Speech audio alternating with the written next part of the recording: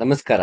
ಬುದ್ಧ ಎಚ್ಚರಿಕೆ ಬಗ್ಗೆ ಇನ್ನೇನು ಹೇಳಿದಾನೆ ಅಂತ ಇವಾಗ ನೋಡೋಣ. ಪ್ರಯತ್ನ ಪರನು, ಸ್ಮೃತಿವಂತನು, ಸತ್ಕಾರ್ಯ ಮಾಡುವವನು, ಸಂಯಮಿಯು, ವಿವೇಕಿಯು, ಧಮ್ಮಕ್ಕೆ ಅನುಗುಣವಾಗಿ ಬದುಕುವವನು ಯಶಸ್ವಿಯಾಗುತ್ತಾನೆ.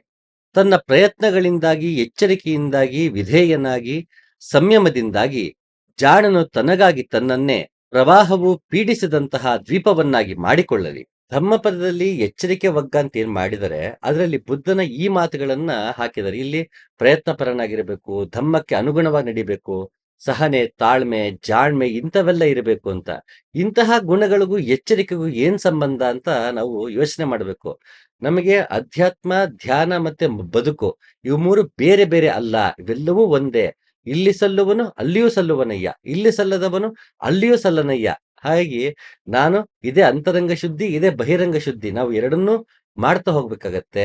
ನಾನು ಒಳಗಿಂದ ಧ್ಯಾನದಲ್ಲೇ ಎಚ್ಚರಿಕೆಯಾಗಿರ್ಬೇಕು ಅಂದ್ರೆ ನನ್ನ ಜೀವನದಲ್ಲೂ ಎಚ್ಚರಿಕೆಯಿಂದ ಇರಬೇಕು. ಯಾವ ರೀತಿ ಎಚ್ಚರಿಕೆಯಿಂದ ಇರಬೇಕು ಅಂದ್ರೆ ಮನುಷ್ಯ ಪ್ರಯತ್ನಶೀಲನಾಗಿರ್ಬೇಕು. ಅವನು ಹಾಗ್ ಮಾಡ್ದ ಹೀಗ್ ಮಾಡ್ದ ಅಂತ ಕೊರಗುವ ಬದಲು ನಾನು ಹೇಗ್ ಮಾಡ್ಬೇಕು, ಒಬ್ಬ ತಪ್ಪು ಮಾಡಿದಾಗ ಅಥವಾ ನಾನ್ ತಪ್ಪು ಮಾಡ್ಕೊಂಡಾಗ ಅದ್ರ ಬಗ್ಗೆ ಕೋಪ ಮಾಡ್ಕೊಳ್ದೆ, ಅದನ್ನ ದಂಡಿಸ್ದೆ ತಿದ್ದುವ ಕೆಲಸ ಮಾಡಿದ್ರೆ ಅವನು ಪ್ರಯತ್ನ ಪರನಾಗ್ತಾನೆ. ಇಲ್ಲ ಅಂದ್ರೆ ಅವ್ನು ಹಂಗ್ ಮಾಡ್ಬಿಟ್ಟ ಹಿಂಗ್ ಮಾಡ್ಬಿಟ್ಟ ಕೋಪ ಮಾಡ್ಕೋತೀವಿ, ದ್ವೇಷ ಮಾಡ್ತೀವಿ, ಶಿಕ್ಷೆ ಕೊಡ್ತೀವಿ, ದಂಡನೆ ಕೊಡ್ತೀವಿ. ಅದ್ರ ಬದಲು ಅದು ವರಿಯಿಂಗ್ ಮೈಂಡ್ ಆಗತ್ತೆ.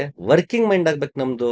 ನಾವು ಪ್ರೊಡಕ್ಟಿವ್ ಆಗಿರ್ಬೇಕು ಅಂತಂದ್ರೆ, ಪ್ರೋಗ್ರೆಸಿವ್ ಆಗಿರ್ಬೇಕು ಅಂತಂದ್ರೆ ತಪ್ಪನ್ನ ತಿದ್ದಬೇಕಾಗತ್ತೆ, ತಪ್ಪನ್ನ ದಂಡಿಸೋದಂಥದ್ದಲ್ಲ. ಹಾಗೆ ಇಲ್ಲಿ ಪ್ರಯತ್ನ ಪರನಾಗಿರ್ಬೇಕು, ಸ್ಮೃತಿವಂತ ಆಗಿರ್ಬೇಕು, ಸತ್ಕಾರ್ಯ ಮಾಡೋನಾಗಿರ್ಬೇಕು, ಸಂಯಮ, ವಿವೇಕ, ಧಮ್ಮಕ್ಕೆ ಅನುಗುಣವಾಗಿ ಬದುಕು.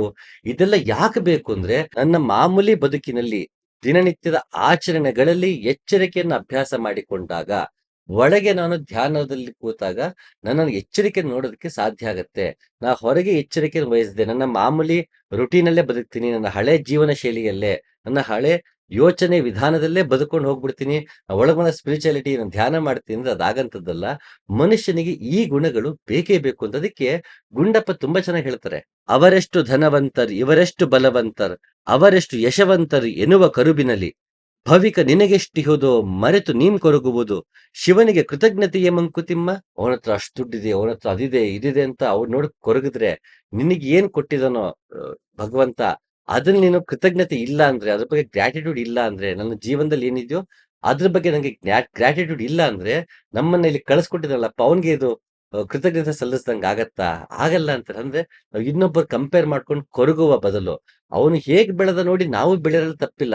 ಅವ್ನು ಬೆಳೆದ್ಬಿಟ್ಟ ನೋಡಿದ್ರೆ ಕೊರಗೋದ್ರಲ್ಲಿ ತಪ್ಪಿದೆ.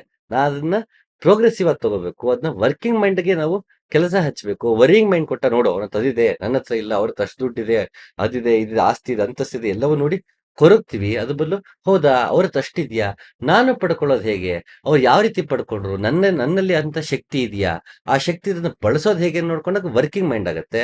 ಅವ್ರ ದುಡಿದು ಬಿಟ್ರು ಅಂತ ಅಸೂಯೆ ಪಟ್ಟಿರೋದು ವರಿಯಿಂಗ್ ಮೈಂಡ್ ಆಗತ್ತೆ.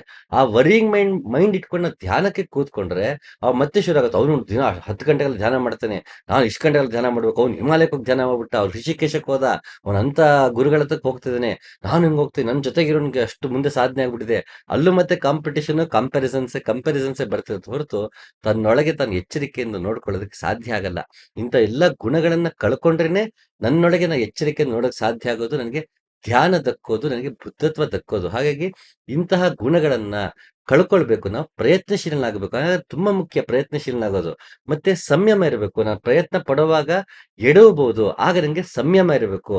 ನಾನು ಎಚ್ಚರಿಕೆಯಿಂದ ಇರುವ ಗುಣವನ್ನ ನನ್ನ ಮೇಲೆ ಹೇರ್ಕೊಳ್ಳುವಾಗ ಪ್ರತಿದಿನ ನಾನು ಗೆದ್ದು ಬಿಡ್ತೀನಿ ಅಂತ ಹೇಳಕ್ಕಾಗಲ್ಲ, ಅಥವಾ ಅದನ್ನ ಯಶಸ್ವಿಯಾಗಿ ನಡ್ಸ್ಕೊಂಡು ಹೋಗ್ತೀನಿ ಅಂತ ಹೇಳಕ್ಕಾಗಲ್ಲ. ಕೆಲವೊಮ್ಮೆ ಎಚ್ಚರಿಕೆ ತಪ್ಪುತ್ತೆ, ಆಗ ನಂಗೆ ಸಂಯಮ ಇರಬೇಕು. ಎಚ್ಚರಿಕೆಯಿಂದ ಇರುವ ಪ್ರಯತ್ನ ಪಡಬೇಕು. ಹಾಗೆ ಎಚ್ಚರಿಕೆಯಿಂದ ಇರೋದಕ್ಕಾಗ್ಲಿಲ್ಲ ಅಂದಾಗ ಅದು ಸಂಬಂಧಪಟ್ಟಂಗೆ ಸಂಯಮ ಇರಬೇಕು, ತಾಳ್ಮೆ ಇರಬೇಕು, ಧಮ್ಮದ ಅನುಸಾರವಾಗಿ ನಾನು ನಡೀತಾ ಹೋಗ್ಬೇಕು. ತನ್ನ ಶಿಲುಬೆಯ ತಾನೆ ಹೊತ್ತನಲ ಗುರು ಯೇಸು, ನಿನ್ನ ಕರ್ಮದ ಹೊರೆಯ ಬಿಡದೆ ನೀನೇ ಹೊರು. ಖಿನ್ನನಾಗದೆ ತುಟಿಯ ಬಿಗಿದು ಶವಭಾರವನು ಬೆನ್ನಿನಲ್ಲಿ ಹೊತ್ತು ನಡೆ ಮಂಕುತಿಮ್ಮ.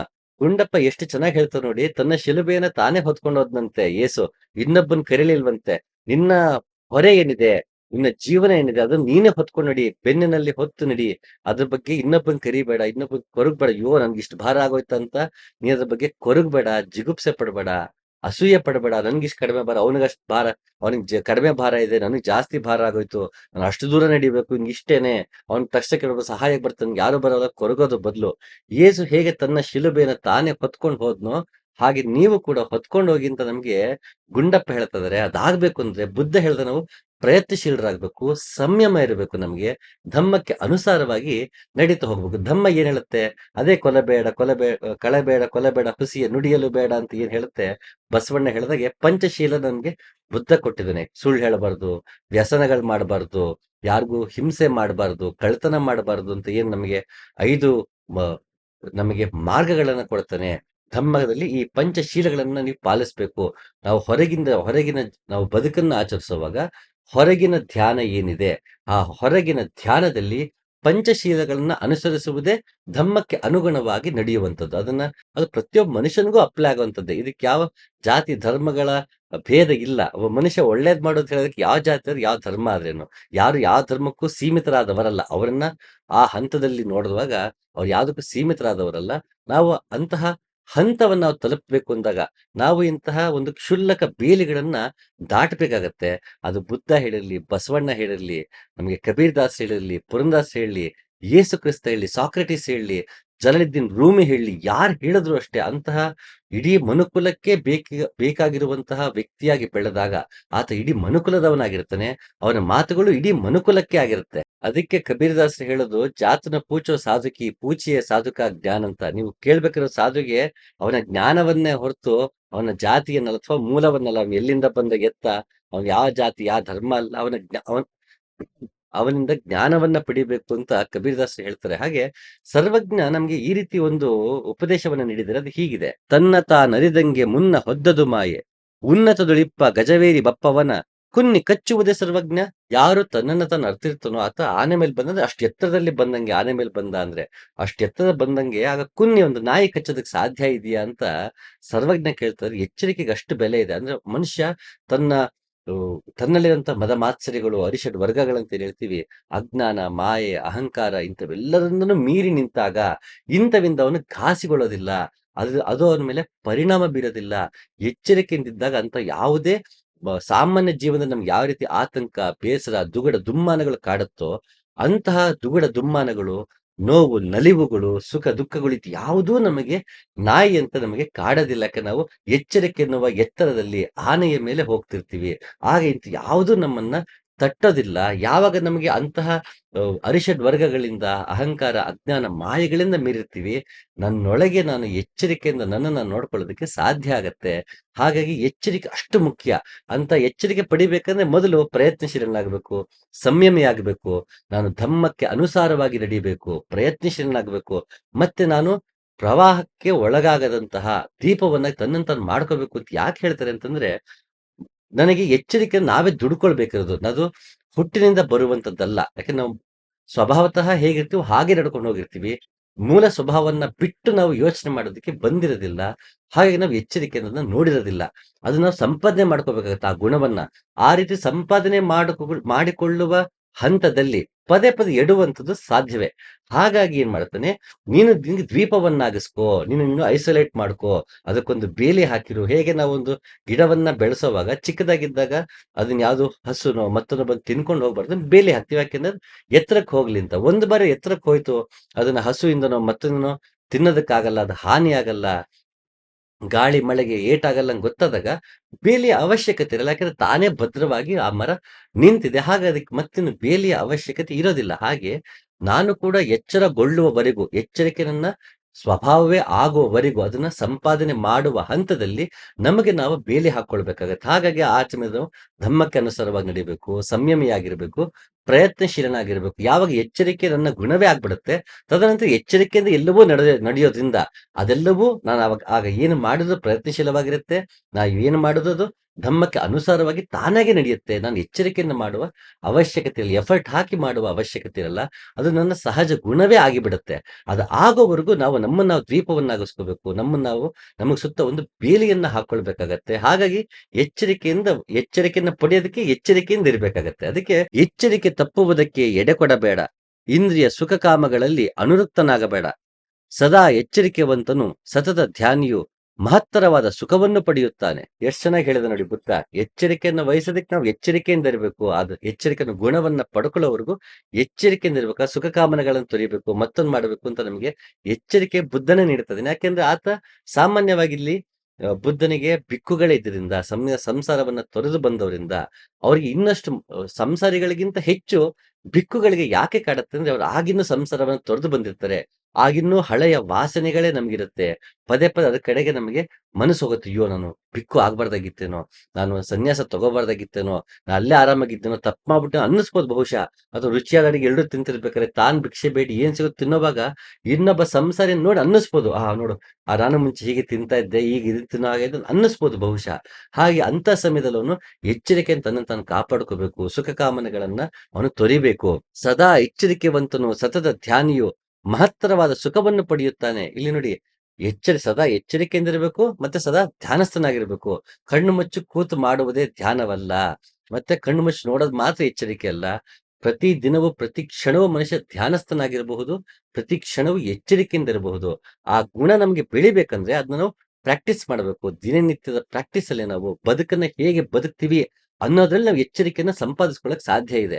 ಗುಂಡಪ್ಪ ಅದಕ್ಕೆ ಹೇಳೋದು, ಆಶೆ ಬಲೆಯನ್ನು ಬೀಸಿ ನಿನ್ನ ತನ್ನೆಡೆಗೆಳೆದು ಘಾಸಿ ನೀಂಬಡುತ್ತಾ ಬಾಯ್ ಬಿಡಲೋರೆ ನೋಡಿ ಮೈಸವಿರಿ ಕಾಲ ನಡೆಬಿಸಿ ಗುಟ್ಟಿನಲ್ಲಿ ನಗುವ ಮೋಸದಾಟವ ದೈವ ಮಂಕುತಿಮ್ಮ. ನಮ್ಮೇಲೆ ಆಸೆ ಬಲೆಯನ್ನ ಬೀಸತ್ತಂತೆ, ನಮ್ಮನ್ನ ಬೀಳಿಸತ್ತಂತೆ, ಮತ್ತೆ ಏಳಿಸತ್ತಂತೆ, ಹೀಗೆಲ್ಲ ಮಾಡಿ ತಾನು ನಗ್ತಾ ಇರತ್ತಂತೆ. ಮೋಸದಾಟವ ದೈವ ಮಂಕುತಿಮ್ಮ ಅಂತ ಗುಂಡಪ್ಪ ಹೇಳ್ತಾರೆ. ಹಾಗೆ ನಮ್ಮನ್ನ ವಿಧಿ ಒಂದ್ಸಲಿ ಏಳಿಸತ್ತೆ, ಬೀಳಿಸತ್ತೆ, ಒಂದ್ಸಲಿ ನಮ್ಮನ್ನ ಆಸೆಗಳಿಗೆ ಆಕರ್ಷಣೆ ಮಾಡಿಸುತ್ತೆ. ಆಸೆ ಪಟ್ಟಿದ್ದು ಸಿಗ್ಲಿ ಅಂದಾಗ ಹತಾಶೆಗೊಳಗಾಗ್ತೀವಿ. ಎಲ್ಲ ಮಾಡಿ ಏಳು ಬೀಳುಗಳ ಮಧ್ಯ ಅವ್ನು ನೋಡಿ ನಗ್ತಿರ್ತಾರಂತ, ಅವ್ನಿಗದು ಆಟ ಅಂತೆ ಅದು. ಹಾಗೆ ಇಂಥವೆಲ್ಲ ಆಗ್ತಿರುವಾಗ, ಏಳು ಬೀಳುಗಳೆಲ್ಲ ಆಗ್ತಿರುವಾಗ ಅದನ್ನ ಎಚ್ಚರಿಕೆಯಿಂದ ನೋಡ್ಕೊಳ್ಬೇಕು. ನಾವು ಎಚ್ಚರಿಕೆಯಿಂದ ಇದ್ದು ಅದೆಲ್ಲದನ್ನು ದೂರ ಮಾಡ್ಕೋಬೇಕು, ಬೇಲಿ ಹಾಕೋಬೇಕು ಅಂತ ಬುದ್ಧ ನಮಗೆ ಎಚ್ಚರಿಕೆಯನ್ನು ನೀಡುತ್ತದೆ. ಯಾಕೆ ನಾವು ಎಚ್ಚರಿಕೆಯನ್ನ ಪಡ್ಕೊಳ್ಳಿಕ್ಕೆ. ಅದಕ್ಕೆ ಗುಂಡಪ್ಪ ತುಂಬಾ ಚೆನ್ನಾಗಿ ಹೇಳ್ತಾರೆ, ವನದಿ ನಿರ್ಜನದಿ ಮೌನದಿ ತಪವನೆಸಗುವನ ನೆನಪಿನಲ್ಲಿ ಪಿಂತಿನ ಅನುಭವಳಿಯದೇನು ಇನಿನೋಟ ಸವಿಯೂಟ ಕಿನಿಸು ಕರುಬುಗಳಾಟ ಕನಲು ತಿಹು ಆಳದಲ್ಲಿ ಮಂಕುತಿಮ್ಮ.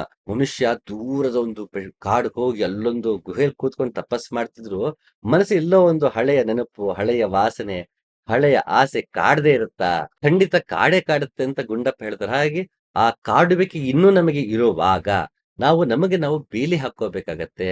ಅವನು ಪ್ರಯತ್ನಶೀಲನಾಗಿರ್ಬೇಕಾಗತ್ತೆ, ಸಂಯಮಿಯಾಗಿರ್ಬೇಕಾಗತ್ತೆ, ಅವನು ಧಮ್ಮಕ್ಕೆ ಅನುಸಾರವಾಗಿ ನಡಿಬೇಕಾಗತ್ತೆ. ಆಗ ಅವನಿಗೆ ಎಚ್ಚರಿಕೆ ಅವನಿಗೆ ಸಿದ್ಧವಾಗ್ತಾ ಹೋಗುತ್ತೆ. ಎಚ್ಚರಿಕೆಯಿಂದ ಎಲ್ಲೋ ಒಂದ್ ಕಡೆ ಕೂತು ಕಣ್ಣು ಮುಚ್ಚಿ ಮಾಡುವಂತದ್ದಲ್ಲ.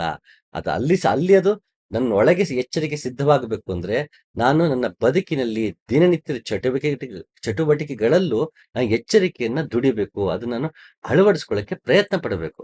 ಭಕ್ತಿ ನಂಬಿಕೆ ಸುಲಭ, ಭಜನೆ ವಂದನೆ ಸುಲಭ, ತತ್ವ ಶೋಧನೆ ಕಷ್ಟ, ಮತಿ ಕಾರ್ಯ ಕಷ್ಟ, ಸುತ್ತುವುದು ಗಿರಿಸುತ್ತ ಸುಳುವೆಂದು ಲೋಕಜನ, ಹತ್ತುವನು ತಾಪಸಿಯೋ ಮಂಕುತಿಮ್ಮ. ಗುಂಡಪ್ಪ ಎಷ್ಟ್ ಚೆನ್ನಾಗಿ ಹೇಳ್ತಾರೆ ನೋಡಿ, ಭಕ್ತಿ ಮಾಡೋದು ಸುಲಭ, ನಾವು ಭಜನೆ ಮಾಡೋದು ಸುಲಭ, ಆದ್ರೆ ತತ್ವವನ್ನ ಅರ್ಥ ಮಾಡ್ಕೊಂಡು ಅಳವಡಿಸ್ಕೊಳ್ಳೋದು ಕಷ್ಟ. ಒಂದು ಬೆಟ್ಟ ಇದೆ, ಸುತ್ತಬಿಡೋದು ಸುಲಭ, ಆದ್ರೆ ಬೆಟ್ಟವನ್ನ ಏರೋದು ಕಷ್ಟ. ಯಾರು ಆ ಬೆಟ್ಟವನ್ನ ಏರ್ತಾನೆ ಅವನು ತಪಸ್ವಿ ಆಗ್ತಾನೆ. ಅರುಣಾಚಲದಲ್ಲಿ ನೋಡಿರ್ತೀವಿ ನಾವು, ಹುಣ್ಣಿಮೆ ಅಮಾವಾಸ್ಯೆ ಹುಣ್ಣಿಮೆ ಎಲ್ಲ ಬಂದಾಗ ಅಲ್ಲಿ ಎಲ್ಲಾ ಜನ ಸುತ್ತ ಹಾಕ್ತಿರ್ತಾರೆ. ಹಾಕ್ಬಾರ್ದು ಅಂತಲ್ಲ, ಆದ್ರೆ ರಮಣ ಮಹರ್ಷಿ ಆಗಿದ್ದು ಬರೀ ಬೆಟ್ಟವನ್ನ ಸುತ್ತೋದ್ರಿಂದಲ್ಲ, ಆ ಬೆಟ್ಟವನ್ನ ಏರಿ ಗುಹೆಯಲ್ಲಿ ಕೂತು ನಾನ್ ಯಾರು ಅಂತ ಪ್ರಶ್ನೆ ಮಾಡ್ಕೊಂಡು ತಾನು ಕಂಡ್ಕೊಂಡಿದ್ದಕ್ಕೆ ರಮಣ ಮಹರ್ಷಿ ಆದ್ರು. ಬರೀ ಬೆಟ್ಟವನ್ನ ಸುತ್ತಿದಿಂದಲ್ಲ, ಬೆಟ್ಟ ಸುತ್ತೋ ಜನರು ಇರ್ತಾರೆ, ಬೆಟ್ಟ ಹತ್ತೋ ಜನರು ಇರ್ತಾರೆ. ಎಲ್ರೂ ಎಲ್ಲವೂ ಆಗ್ಬೇಕು ಅಂತ ನಾನು ಅಪೇಕ್ಷೆ ಪಡ್ತಿಲ್ಲ. ಆದ್ರೆ ಯಾರು ಅಪೇಕ್ಷೆ ಪಡ್ತಾರೋ ಅವ್ರು ಬರೀ ಬೆಟ್ಟ ಸುತ್ತೋದ್ರಲ್ಲಿ ನಿಲ್ಲಬಾರದು. ಎಲ್ಲವೂ ಹಂತವೇ. ಒಂದು ಹಂತದ ಮನುಷ್ಯ ಬೆಟ್ಟ ಸುತ್ತೋ ಮನುಷ್ಯನಾಗಿರ್ತಾನೆ. ತದನಂತರ ಈ ಬೆಟ್ಟ ಸುತ್ತಿದ್ ಸಾಕು ಅಂದ್ಬಿಟ್ಟು ಅವನು ಬೆಟ್ಟ ಹತ್ತಕ್ ಶುರು ಮಾಡ್ತಾನೆ. ಯಾರು ಬೆಟ್ಟ ಹತ್ತಬೇಕು ಅನ್ಸಕ್ ಶುರು ಆಗಿದ್ಯೋ ಅಂತವ್ರು ಹತ್ತಕ್ ಶುರು ಮಾಡ್ಬಿಡಿ ಅಂತ ಹೇಳೋದಕ್ಕೆ ಹೋಗಿದ್ದೀನಿ ಹೊರತು ಬೆಟ್ಟ ಸುತ್ತೋರ್ ತಪ್ಪು, ಹತ್ತದವನೇ ಸರಿ ಅನ್ನೋ ಅರ್ಥ ನನ್ನದಲ್ಲ. ಯಾರು ಇನ್ನು ಸುತ್ತಿ ಬಳಲಾಗಿದೆ ಅನ್ಸುತ್ತೋ, ಇನ್ನು ಸುತ್ತೋದ್ರಲ್ಲಿ ನನಗೆ ಅರ್ಥ ಇಲ್ಲ, ನನಗೆ ಅದ್ರಲ್ಲಿ ಯಾವ ಪ್ರಯೋಜನವೂ ಆಗ್ತಿಲ್ಲ, ನಾನು ಕಂಡ್ಕೊಳ್ಳೋದ್ರಲ್ಲಿ ಇದು ನನಗಿನ್ನು ಅನವಶ್ಯಕ ಅನ್ಸಿದ್ರೆ ಖಂಡಿತ ಇನ್ನು ಬೆಟ್ಟ ಹತ್ತೋದಕ್ಕೆ ಶುರು ಮಾಡ್ಲಿ, ನನ್ನ ಎಚ್ಚರಿಕೆಯನ್ನ ಅಳವಡಿಸ್ಕೊಳ್ಳೋಕೆ ಶುರು ಮಾಡ್ಲಿ.